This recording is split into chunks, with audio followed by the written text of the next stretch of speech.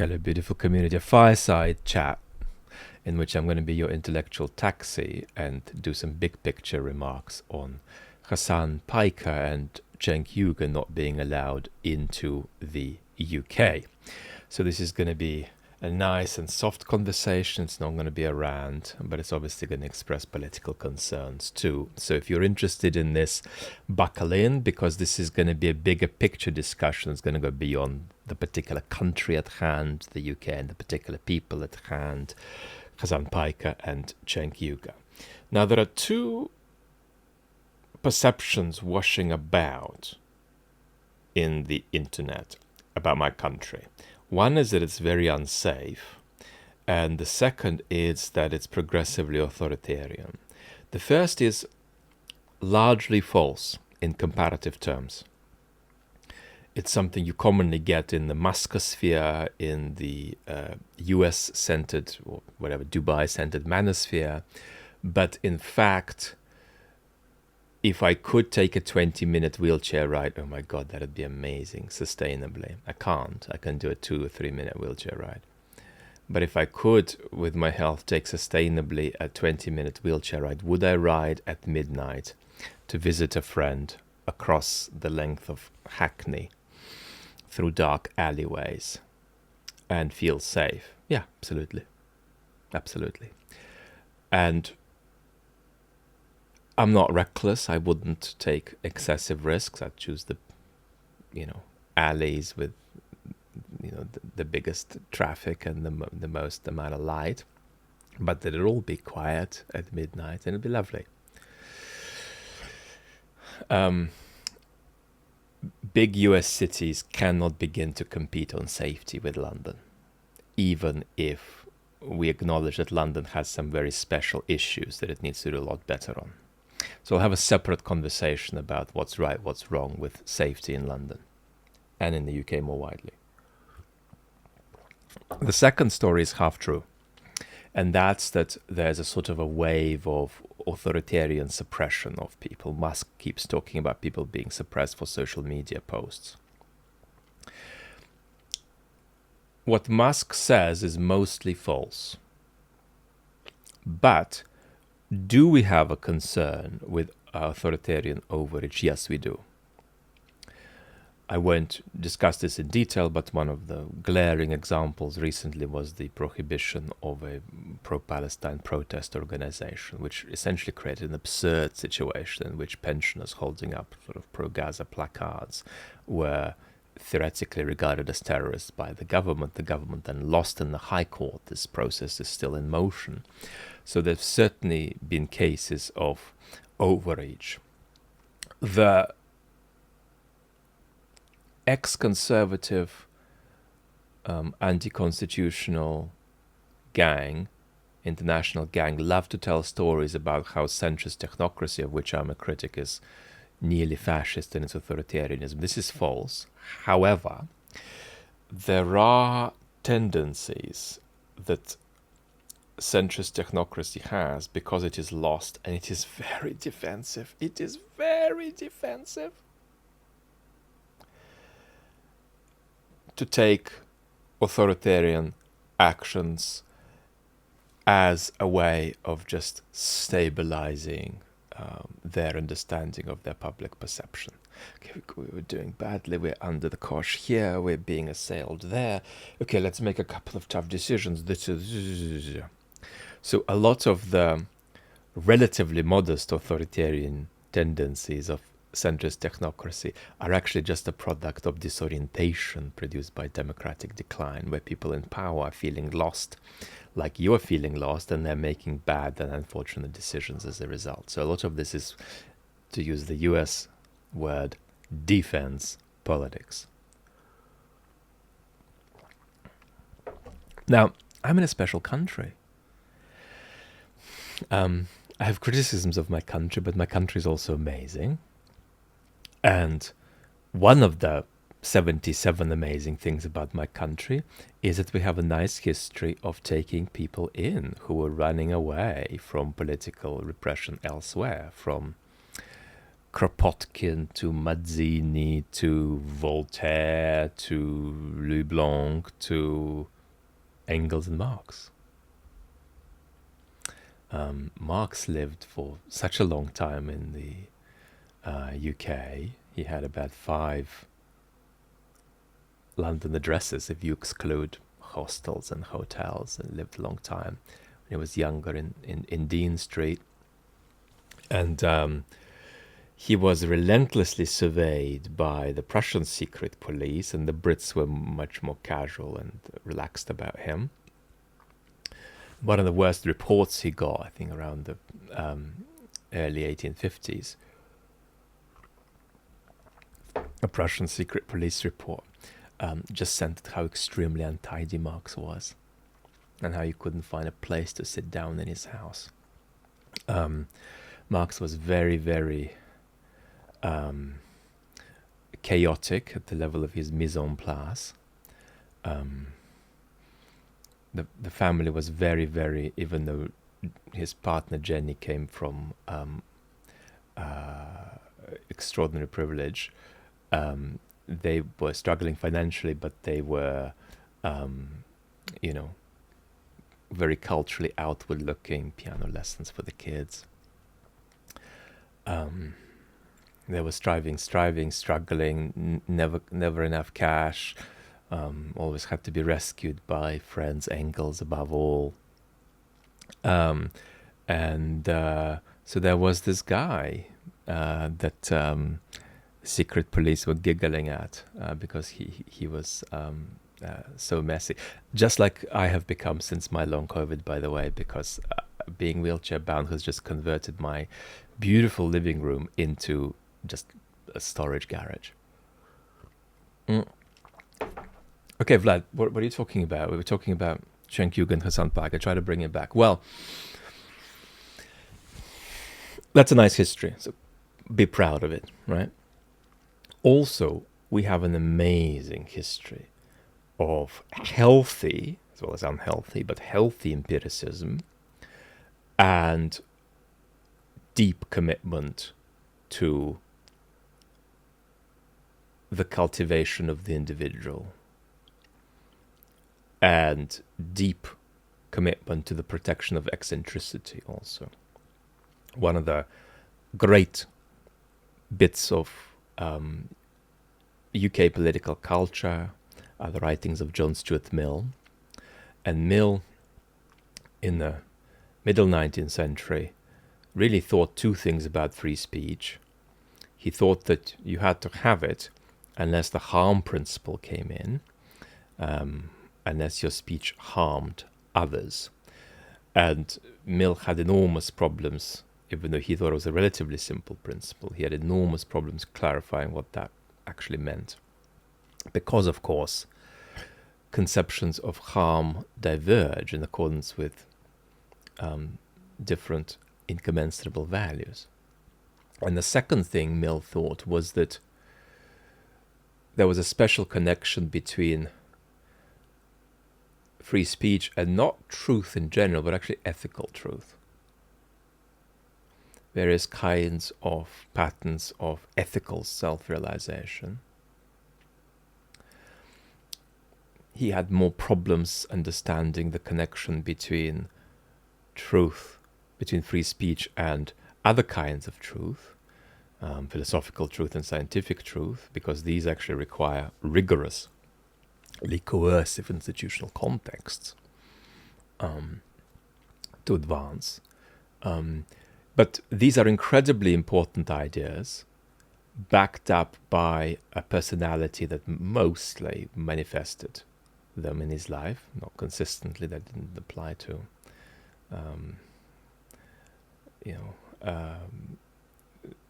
the victims of the British Empire, but that's a separate conversation. So, extraordinarily beautiful man, difficult man, thought these things that are really now part of our culture. They're part of what Jose Mourinho would call heritage, I think is football heritage. So Arsene Wenger, do you believe in football heritage? Well, of all, I believe we have the quality on the pitch, and of all, I believe we will do it. Hello? I've got community service for going off track in my video and doing the worst football impressions in the world. Okay, sorry, it won't happen again. So, this is who we are also. Let's have some self-respect around our relationship with tolerance, around our relationship with confidence about speech we might not like.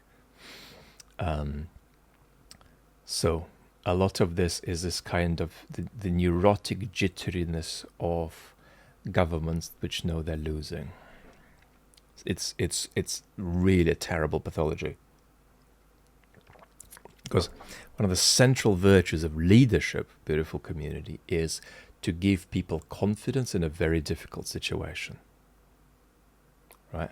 And the harder things get for most centrist technocratic governments, the more they do jittery, discombobulated retreat with a kind of passive triangulation of the challenges coming their way. I'm being mean, but you can see I'm also being mean in a kind of non-poisonous way, because I think a lot of the people who are caught up in this actually have integrity and are doing their very best. They're just in a difficult historical moment that sometimes you could say is not the right moment for them to be in politics. Lost your beautiful community.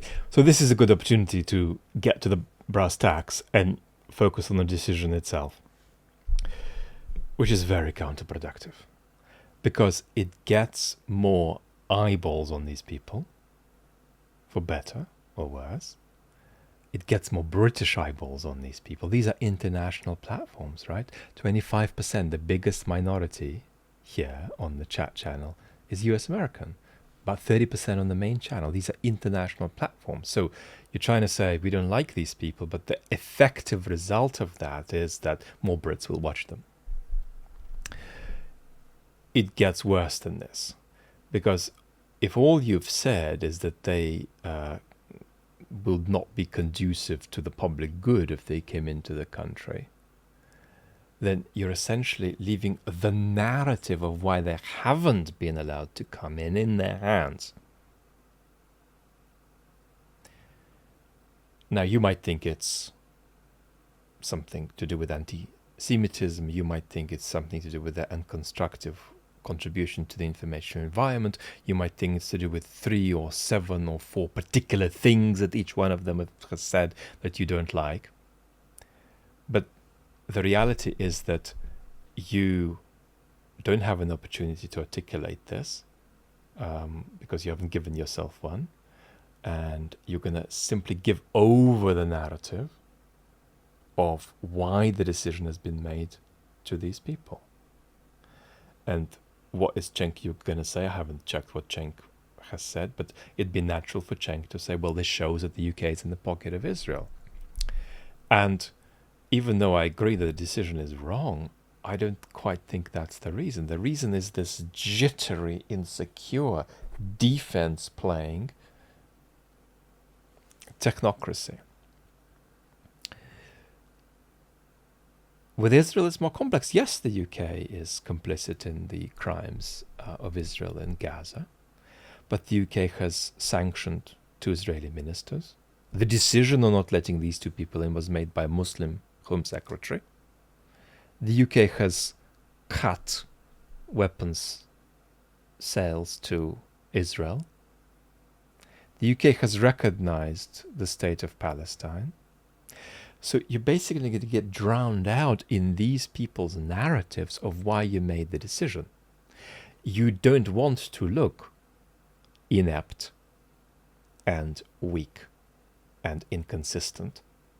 You are trying to not look inept and weak and inconsistent when you're making this decision, but you're going to hand over the narrative about why this decision has been made to the people on the wrong end of it. They're going to completely control that narrative. And it's even worse than that, because these people have not calculated in the backlash, right? we are sitting on an absolutely infinitesimal, speck within a speck in the ocean, and maybe a speck and a half within a speck on the main channel. I had a lovely moment, because I just never go out. I went out 3 times this year. The other day, as soon as I left my house, I was immediately recognized on the street. And I'm sitting from a lovely young man from a Ukrainian background. And I'm sitting on a fraction of a speck of a speck of a speck of a speck. Right? Adam Ragusi, the beautiful gastronomic YouTuber, once asked me, Vlad, how do you deal with being a bit known? And of course my answer is I don't, because nobody knows me, so I don't have to deal with it. And Adam only asked it because at the time he and I were getting roughly similar views, about 300k per video, but Adam's platform as a whole was many, many, many fold bigger than me because of many, many things, including season, the board, and not the steak. And you have to understand these proportions, right? And then you'd go further to these people like Cenk and Hasan. It's a lot. These are huge platforms.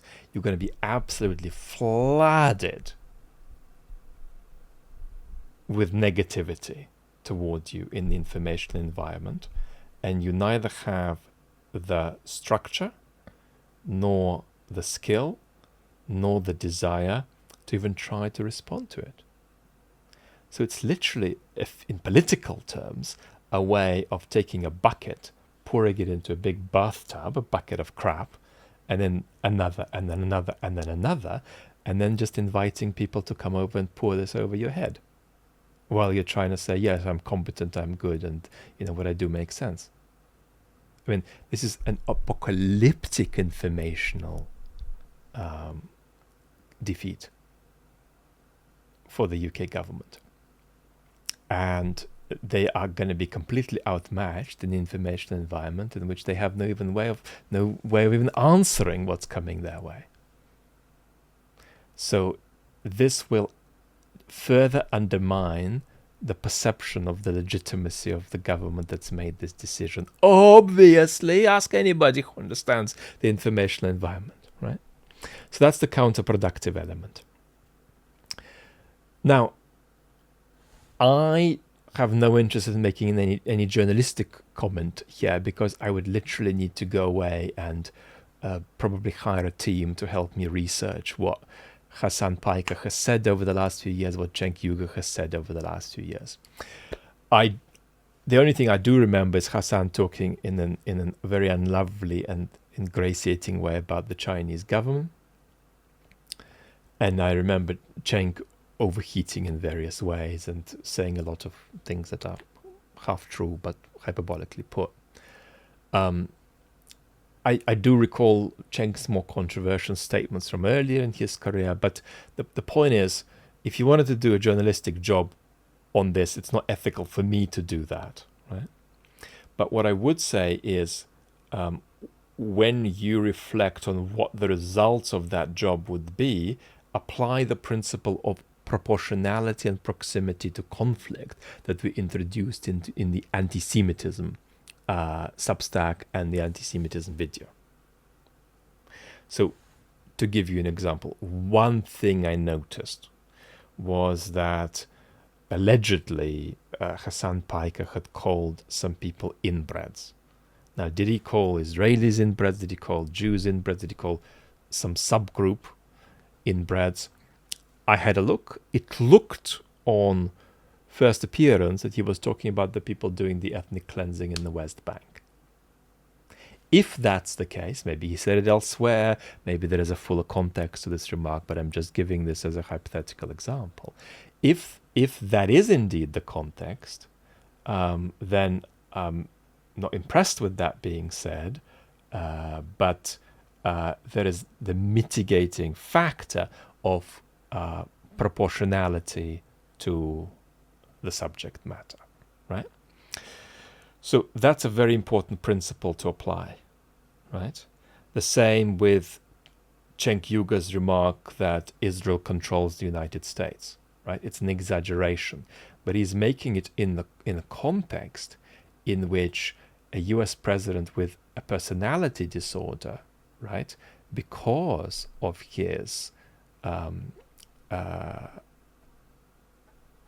cognitive and psychological challenges, just fell for the toys that the Israeli administration sold him. So understand that there's got to be a principle of proportionality when you judge. How could, having allowed this, how could the UK government then justify what they've done? Well, when it comes to specifically pointing to things they don't like, they could either point to particular statements and say these 7 things were said by one of these people and that's why they can't come in, or they can say we've made a cumulative assessment of their contribution to the information environment, and because of that cumulative assessment we don't want them to come in. These judgments, whether they are targeted about particular sentences that have been uttered or whether they're about the cumulative contribution to the information environment, then have to be tied to principles. Now, what kind of principle would you tie it to? I would recommend tying it to minimal principles. In other words, if we let these people in, is stuff they're going to say going to trigger either illegal behavior or behavior that makes reasonable people feel physically endangered? It's not much more than that. It can be a bit more than that. I won't give the entire short list, but it needs to be pretty minimal, right? The paradigm here is very, very dangerous speech. Back to John Stuart Mill, who would say, if you see the house of a corn dealer being surrounded by a mob, you don't try to add fuel to the fire by shouting that all corn dealers are thieves and exploiters. But could you make a critique of corn dealers in a different context than it being completely okay? Yeah, sure. Right? Now, I can't do the journalistic job here. That's for others. Have I seen any indication from Piker or Uygur that they're going to come in and generate this kind of deleterious impact in the UK? No. You can't jump from offensive speech or inappropriate speech or wildly misguided speech to that. It doesn't follow, right? It's not enough. Being offensive is not enough, right? So, have I seen anything like this? No, I haven't seen it. Do I have any reason to believe that if they spoke at the London South by Southwest that they would have generated this kind of impact? No. Do I believe that keeping them out has done any favors to the cause of anti-Semitism? No. Because it's actually going to raise tensions and it's going to push people further into conspiratorial thought. So I can't judge it, but if you forced me to gamble one way or the other, I think it's going to be a very minor difference. But on balance, this decision has made the world infinitesimally less safe for British Jews relative to what it would have been if there was a different decision. The difference is extremely minor because, quite frankly, the government should not be involved in doing this stuff. It should be focusing on bigger things. And it should also be focusing on the fact that when they lose, it's going to be Nigel Farage making judgments about what's in the public good. And you're setting a precedent for Nigel to sit around and say, well, I don't like these people. They're not coming in. Now, final piece of advice for you. Be consistent. Right? A few of you will be tempted to write, oh my God, Hasan Piker said these 4 things. I don't care. What I do care is if you say, this is my principle and how I apply it across all cases. I care. But Cenk Uygur said this and then he did that. Don't care. I have a principle, and here is how it applies to God knows what, Tucker Carlson, everybody on every part of the political in the political landscape, I care. Lots of love, beautiful community.